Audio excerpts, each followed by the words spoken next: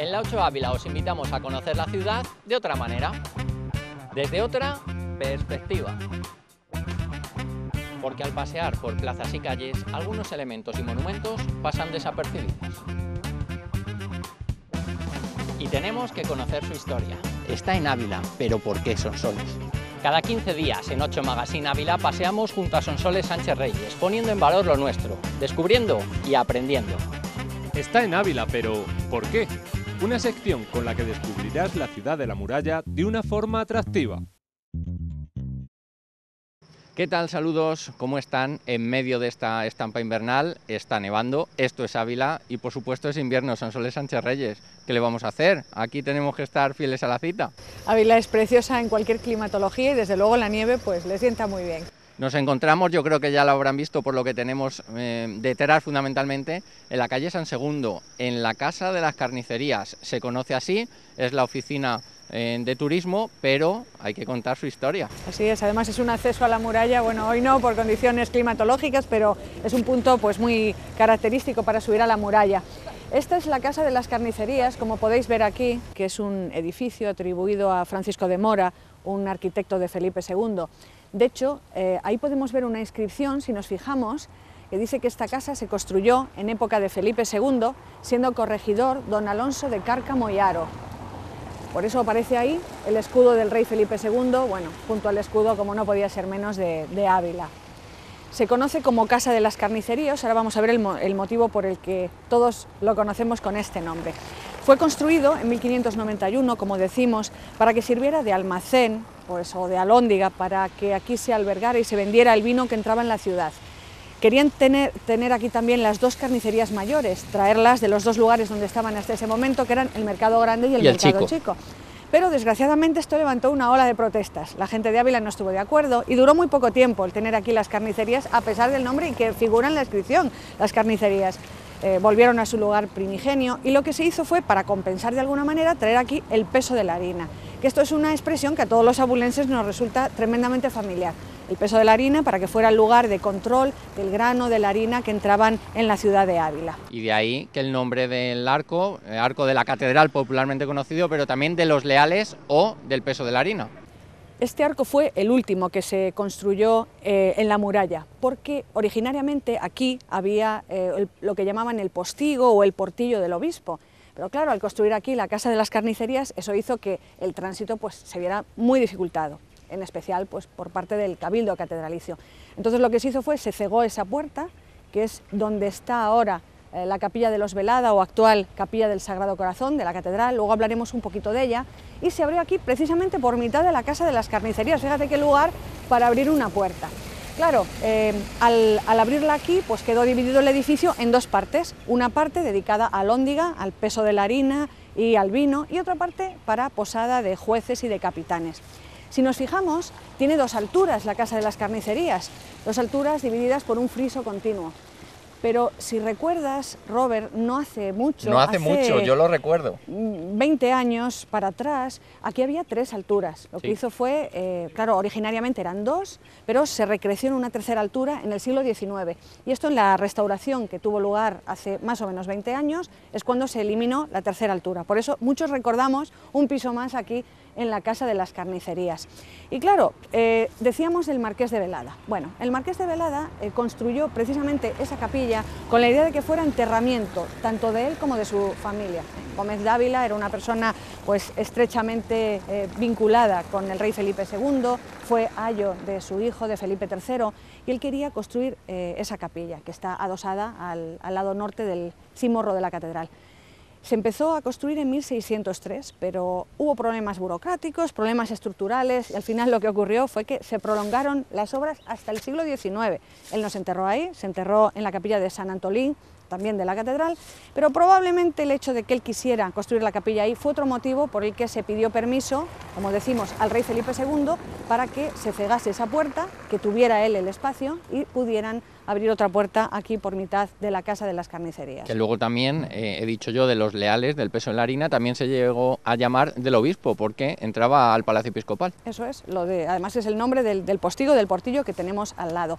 Hay una referencia muy curiosa en Historia de las Grandezas de Ávila, del padre Luis Ariz, de 1607, que es casi contemporánea al momento de abrirse esta puerta, la más reciente de la catedral, y dice así: dice que en el momento de abrirse la puerta que está al lado del Hospital de San Martín, que es esto, justamente el edificio colindante al que ahora nos referiremos, se sacaron muchas piedras que fueron llevadas a casas de curiosos. O sea que pensamos en piezas de la muralla de Ávila que fueron llevadas a casas de curiosos, pues una especie de expolio que de alguna forma, claro, nos queda reflejado por un cronista contemporáneo que apenas 10 años después ya nos habla de esas casas de curiosos. Quién sabe quiénes fueron y dónde pararon esas piedras de la muralla de Ávila. Yo te quería contar también un detalle, a ver si tiene conexión o no, Casa de las Carnicerías, y muy cerquita tenemos el Paseo del Rastro. Yo creo, eso es lo que siempre se ha dicho, que el Paseo del Rastro es porque subían la carne por ahí y el rastro, el reguero de sangre que se quedaba, es lo que da nombre al Paseo del Rastro, que llegaba hasta aquí, si no me equivoco, desde el Puente Adaja, más o menos. Efectivamente, eso es una de las historias que todos hemos oído, que nos han contado, que van unidas a esta calle, que prácticamente cada edificio podría contar una historia, que es la calle de la antigua albardería. Así que efectivamente eso nos une de alguna forma pues con otra zona muy cercana, limítrofe de la ciudad de Ávila. Pues Sonsoles, de la Casa de las Carnicerías pasamos al antiguo Hospital de San Martín. Claro que sí, pues es una obra preciosa. Ahora vamos.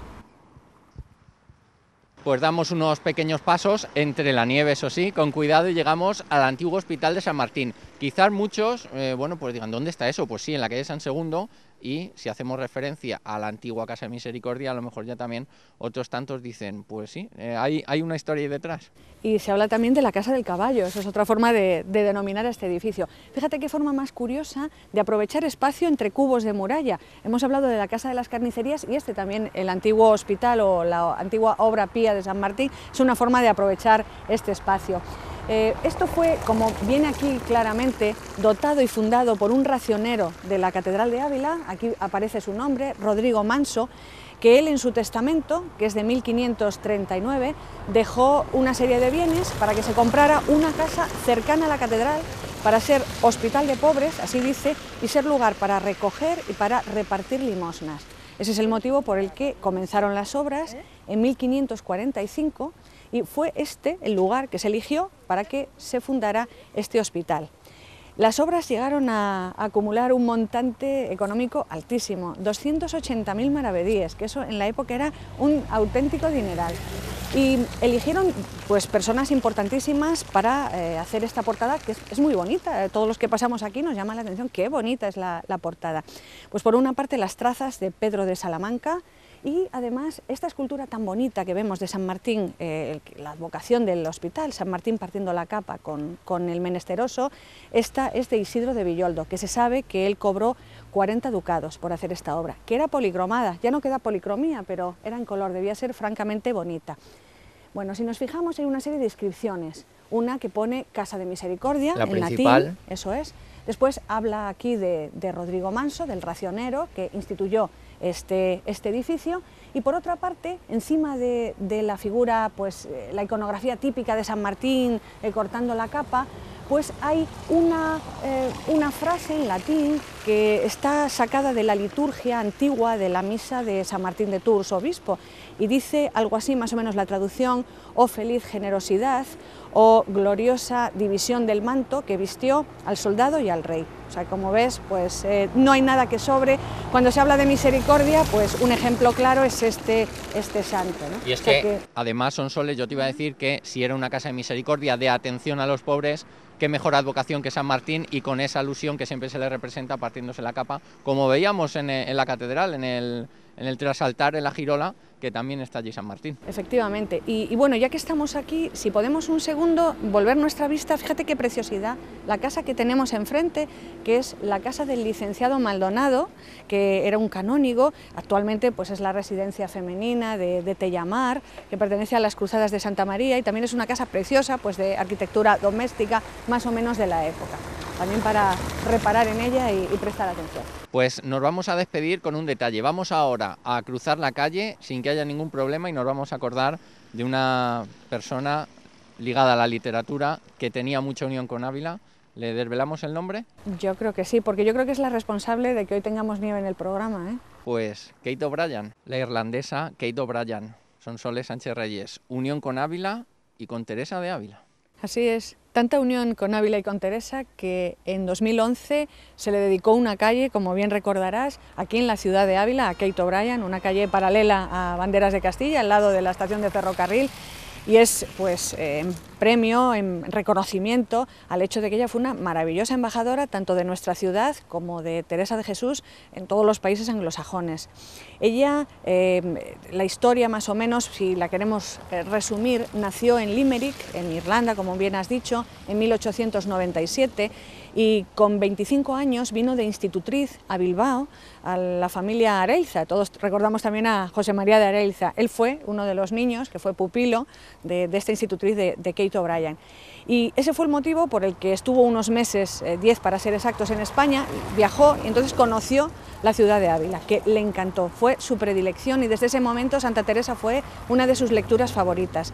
Fíjate, hasta tal punto llegó a amar la ciudad de Ávila, que ha escrito páginas preciosas sobre nuestra ciudad, pero dijo que para cualquier persona en cualquier siglo, nacer y ser niño en Ávila es un golpe de suerte.